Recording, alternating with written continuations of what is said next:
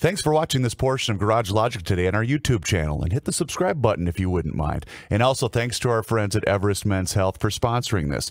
Go to everestmenshealth.com today to see if they can help you with better energy and better health. And catch the Garage Logic podcast wherever you listen to your favorite podcasts. Joined by Tom Hauser, 5 Eyewitness News chief political correspondent. Is Tom there? Hi, Tom. Hello, Joe. How are you? What were you doing last night? I was moderating a debate between the 6 GOP candidates for governor. Who won? Well, there was a straw poll afterwards of the 200 or so people who were there, and Mike Murphy, the Lexington mayor, won. I'll be damned.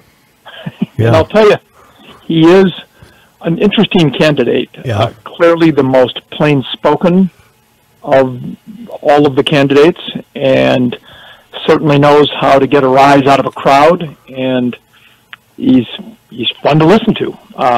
So I guess it didn't totally surprise me, but, and these straw polls mean little or nothing other than in the moment. But, Mike Murphy, a lot of people totally discounted him, Lexington mayor, a very small town in Anoka County, and he has a grasp of the issues, and he certainly knows how to play to his base. Would it surprise you if Walz doesn't win? No, given the fact that it's just fact based on history that midterm elections in the first term of a new president are historically bad for the party of that president. In this case, Joe Biden and the Democrats are facing remarkable headwinds to the point where it could significantly impact Governor Walz. Although I will say our Survey USA approval ratings for him have consistently had him over 50%, and in our hypothetical head-to-heads against the then 5 candidates about a month and a half ago, he had a sizable lead over all of them. But again, those can be misleading because you're putting him up against 5 different people. If it comes down, eventually to just one candidate against another, and it gets closer to the election, that can change a lot. But for what is likely to be a tough year for Democrats, he's as well positioned as you can be, but it will depend upon which candidate emerges as his challenger. I can't expect you to comment on this because your success is founded on your miraculous ability to keep your politics to yourself. But I think within the last 6, 7, 8 days, we've seen the Walz, who has always wanted to be governor. He's even said, "I'd never intended to become a public health expert," to which I would reply, "Well, you haven't become one." And 2, he's just dying to spend that surplus money on more education, almost to the point of creating a supplemental budget. And people have got to open their eyes to this, because if you throw $5.1 billion at new education programs, they're never going away. They're not going to go away.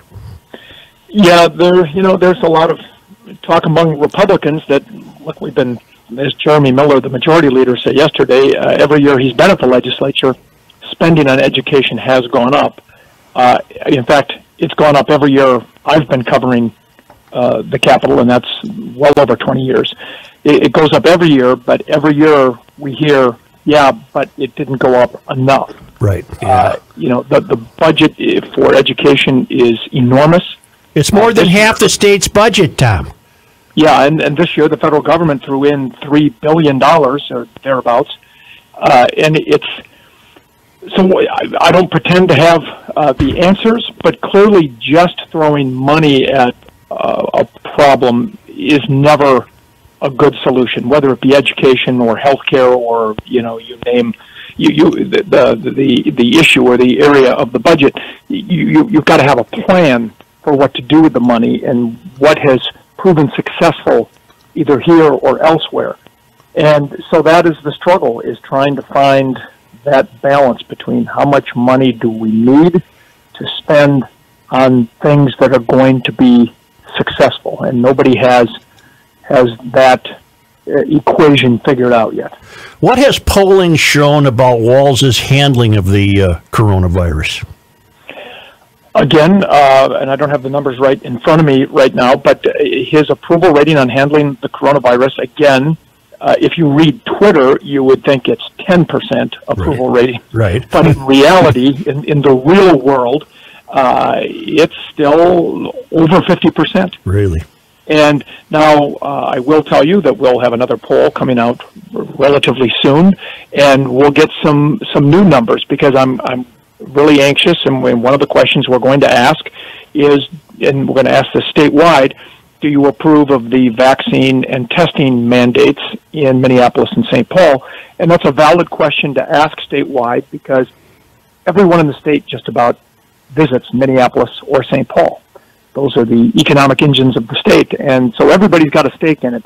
So I'm going to be interested to even though the governor was not involved in those decisions, as far as we know, it'll be interesting to see if that is a drag on the overall approval rating of the Walz administration handling of the coronavirus. I heard Pat Mancini last night say that since the mandate went into effect for restaurant patrons, his business is down 60%. Wow. And he's lost a lot of banquets, and it was true up and down 7th Street in St. Paul. It's true in Minneapolis, where a lawsuit is underway. Yeah, I am not at all surprised by that. I was talking to Tom Reed the other night after a Wild game on Monday night, and he said the same thing. He said it's killing us. Either people are not coming because they don't want to have to show their vaccine status, or they don't have a test or whatever. And he says, I can't afford to pay someone for 14 hours to stand at that door and have people stand in line in 5 below zero weather, waiting for someone to check your health status. And he said there's many other issues that are impacting businesses in St. Paul, and I'm sure it's true in Minneapolis. But I can tell you, I know a lot of restaurant and bar owners, and they are all hurting. There's not one of them that is not impacted by all of this. Yep. Will you be routinely moderating gubernatorial debates? Well, this is the third one I have done with the Republicans. I did one in early December in Wayzata. I did one at the North Metro Chamber 2 weeks ago, I think it was, maybe 10 days ago, and then I did the one last night. Last night was in Benton County, in Sauk Rapids, St. Cloud area. And I'll tell you, the candidates have gotten better at refining their message, I have noticed, over the past month and a half that I have done these. I've done some other forums and debates in between. But last night was the first time with Kendall Qualls in the race, or in the debate. And, because he just joined the race just a week or 10 days ago. He will be a candidate to be reckoned with. An African-American Republican, has a lot of appeal. He's a business executive, and seems to have a command of the issues, and I thought did well in the debate. Frankly, I thought all the candidates did much better in last night's debate than the one I did 6 weeks ago. So it'll be fascinating to see which one emerges. I will tell you one thing.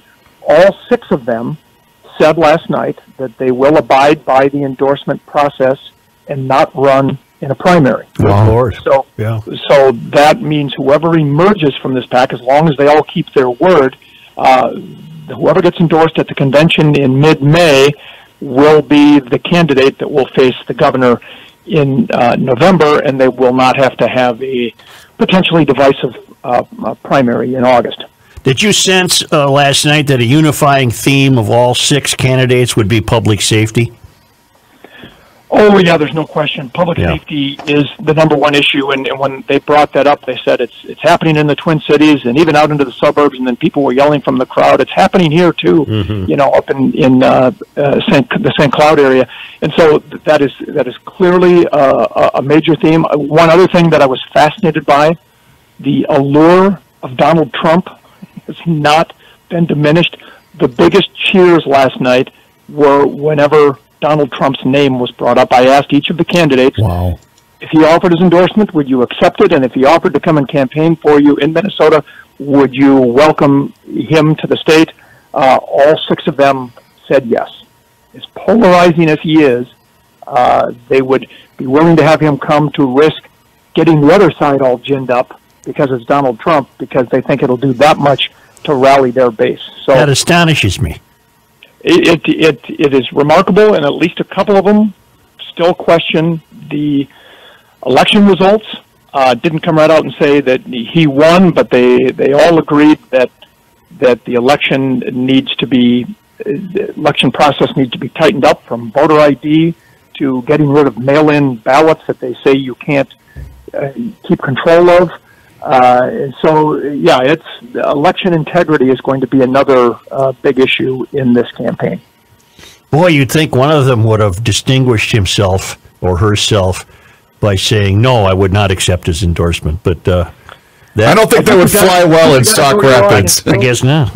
Because up there in Benton County, I think that's pretty solid Trump country up there. I sensed that from the roar of approval when the former president was mentioned.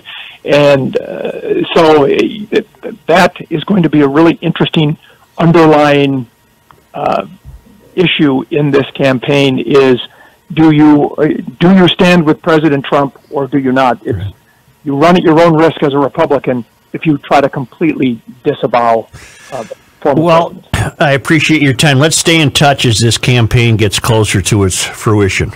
Absolutely. Call anytime. All right, thanks. Thanks, Tommy. Okay, good talking to you, Joe. Tom Hauser from Channel 5. Wow.